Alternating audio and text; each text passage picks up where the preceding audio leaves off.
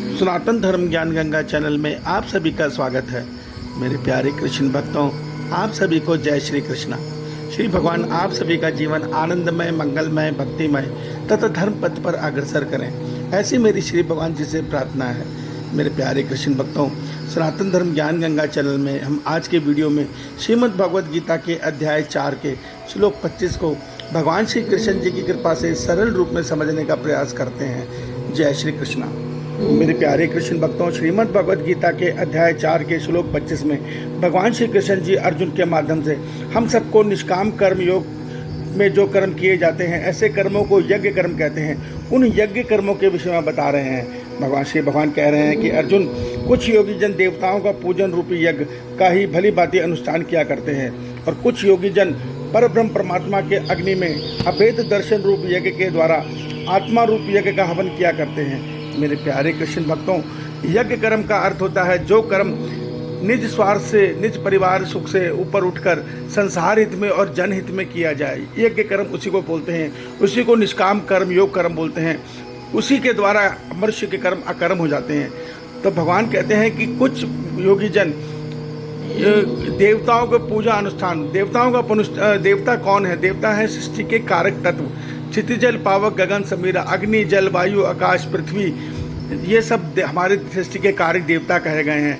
प्रकृति दुर्गा माँ है जो हमारे संसार को चला रही हैं। तो ये देवता सारे परमात्मा के बनाए नियम पर सृष्टि का संचालन कर रहे हैं। तो भगवान कहते हैं कि कुछ योगी जन इनका अनुष्ठान करते हैं। किस प्रकार करते हैं?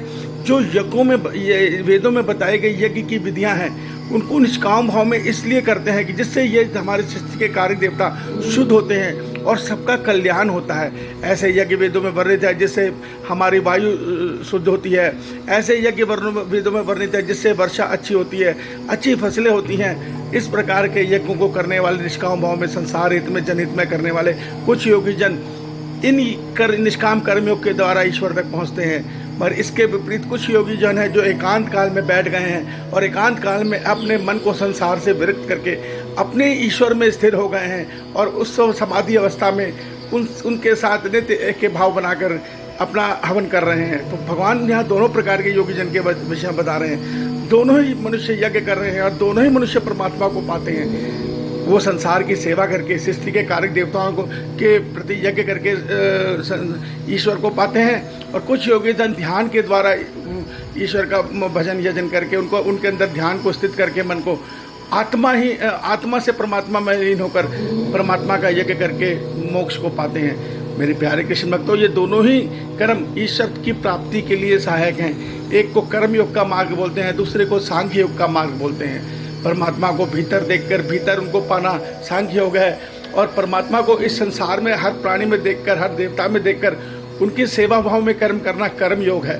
तो भगवान यह दोनों उसकी महिमा कर रहे हैं, महिमा का वर्णन कर रहे हैं। मगर कह रहे हैं मनुष्य, तुम्हें कर्म करना है और कर्म इस प्रकार करना है कि तुम्हारे कर्म अकर्म हो जाए। और वो तभी होंगे जब हम कर्म यज्ञ की भांति करेंगे।